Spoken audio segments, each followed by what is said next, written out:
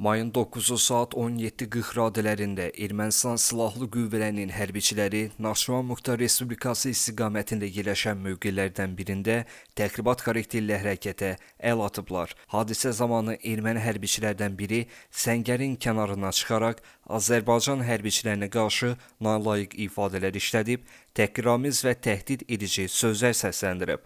Lakin Azərbaycan ordusunun hərbiçiləri təmkin nümayiş etdirərək qarşı tərəfin açıq-aşkar təxribat xarakterli bu addımına cavab verməyib, vəziyyəti tam nəzarətdə saxlayıblar. Qeyd edək ki, ötən həftə də cəbhənin başqa bir istiqamətində bu kimi hal baş vermişdi. Ermənilərin bu cür halları artırmaqları onların bölgədə qarşıdurma yaratmaq kimi istəyinin hələ də gündəmdə olduğundan xəbər verir.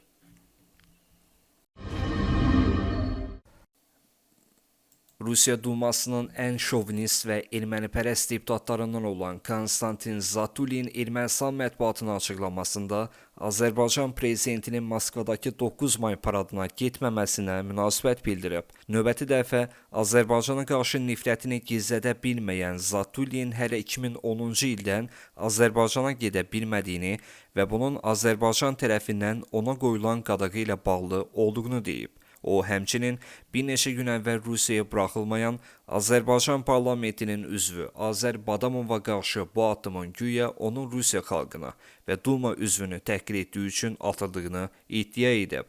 Hansı ki, Badamov yalnız deputat Valuyevin xalqımızı təhqir etməsinə cavab verib. Zatulin İlham Əliyevin Moskvaya nədən getmədiyi barədə tam məlumata malik olmadığını desə də, bunu sadəcə Azərbaycanın Rusiyanın Cənubi Qafqazda ən yaxşı dostu olmaması ilə izah edib.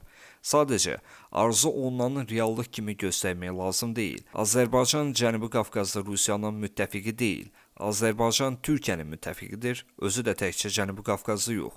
Azərbaycanın Qafqazda Rusiyanın ən yaxşı dostu olduğunu bizə deməyə ehtiyac yoxdur.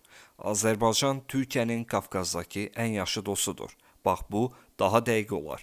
Qalan şeyləri isə Rusiya-Azərbaycan münasibətlərində ola da bilər, olmaya da bilər.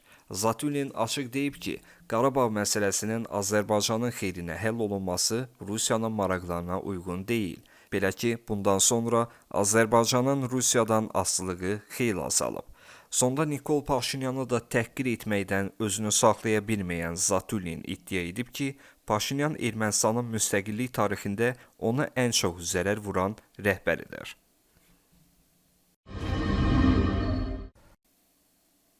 Hindistanın Cox və Kings Turizm agentliyi mövcud geosiyasi vəziyyət fonunda Azərbaycan, Özbəkistan və Türkiyə bütün tur paketlərinin satışını dayandırmaq barədə qərar qəbul edib.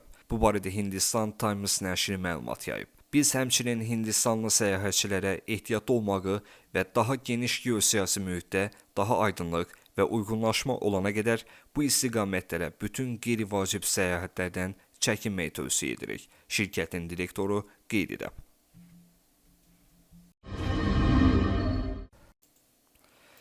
Cəhənnəmdə idim, ölkəni itirə bilərdik. Bu sözləri Ermənistan parlamentinin spikeri Alen Simolyan 2020-ci il noyabrın 9-da yaşadıqlarını xatırlayarkən deyib. O, həmin günləri cəhənnəm adlandırıb və müharibənin dayandırılması üçün hətta kiminsə ayağına düşməyə belə hazır olduğunu deyib. 8 noyabrda oteldə idim və bildim ki, sənəd artıq müzakirə olunur. Sonra o gecə telefonu açdım və xəbərləri izləməyə başladım.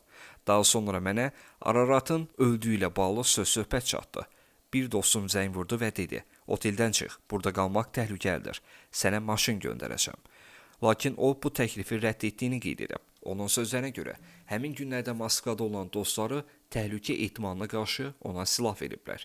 Simolyan noyabrın 12-sində Ermənistana qayıtdığını və həmin günlərin ölkə üçün ən ağır dövr olduğunu qeyd edib.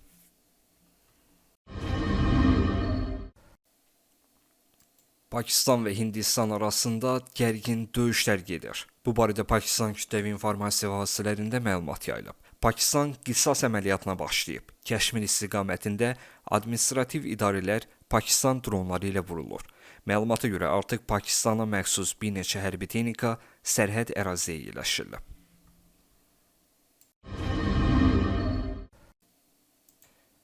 Hindistanın baş naziri Narendra Modi'nin yaxın komandirlərindən biri olan təqaüdə çıxmış general Gagandip Bakshi Türkiyəni hədələyib.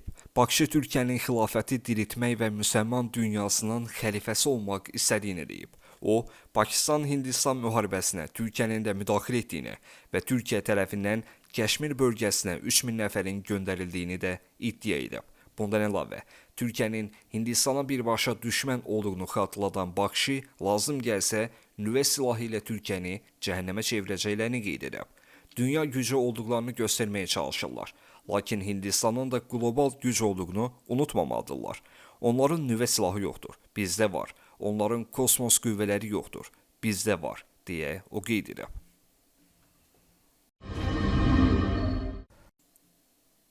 Amerika Birləşmiş Ştatlarının Kiyevdəki səfirliyi Ukraynadakı vətəndaşlarına təcili xəbərdarlıq edib.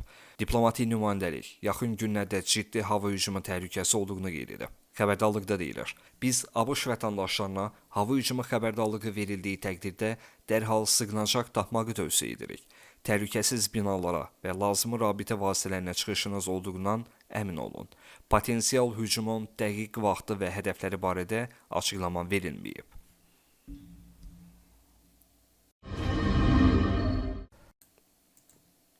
Hindistan hava yolları Pakistanla davam edən gərginliyə görə ölkədəki 24 hava limanının mayın 15-nədək fəaliyyət göstərməyəcəyini açıqlayıb. Bu barədə aviaşirkət öz sosial şəbəkə hesabında paylaşım edib. Hindistanın fəaliyyətini dayandıran hava limanlarının sayı 32-yə çatıb.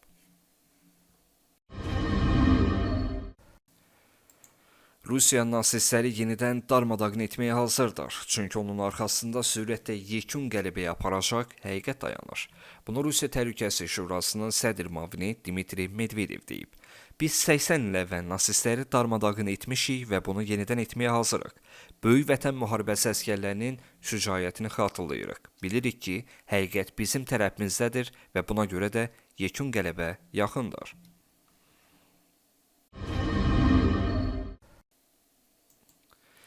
Ukrayna ilə 30 günlük atəşkəs əsaslı müzakirə nüansları nəzərə alınmadan mümkün deyil. Bu açıqlama ilə Kreml sözcüsü Dmitri Peskov çıxış edib. Peskov bildirib ki, atəşkəs mövzusu ABŞ administrasiyası tərəfindən gündəmə gətirildikdə, bu təşəbbüs Rusiya prezidenti Vladimir Putin tərəfindən dəstəklənib. Lakin qeyd olunub ki, atəşkəs ideyası ətrafında o qədər çox incə məqamlar var ki, onlara cavab tapılmadıqca bu barədə ətraflı və konkret danışmaq çox çətindir.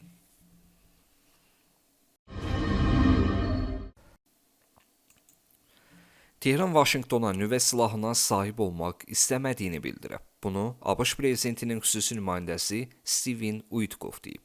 Biz mövqeyimizi bildirdik. İranlıların nüvə bombası ola bilməz. Onlar da cavab olaraq bu silaha sahib olmaq istəmədiklərini qeyd etdilər.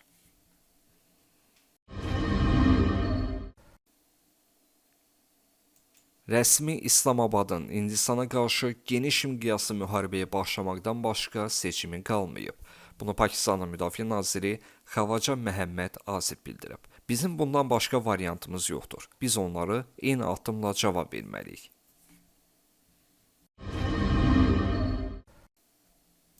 Vladimir Zelenski, Ukrayna Milli Təhlükəsizlik və Müdafiə Şurasının Rusiyada və digər ölkələrdə qeydiyyatdan keçmiş 74 şirkətə qarşı sanksiyalarla bağlı qərarının qüvvəyə minməsini təsdiqləyib. Bu barədə müvafiq qərar Ukrayna liderinin ofisinin saytında dərc olunub.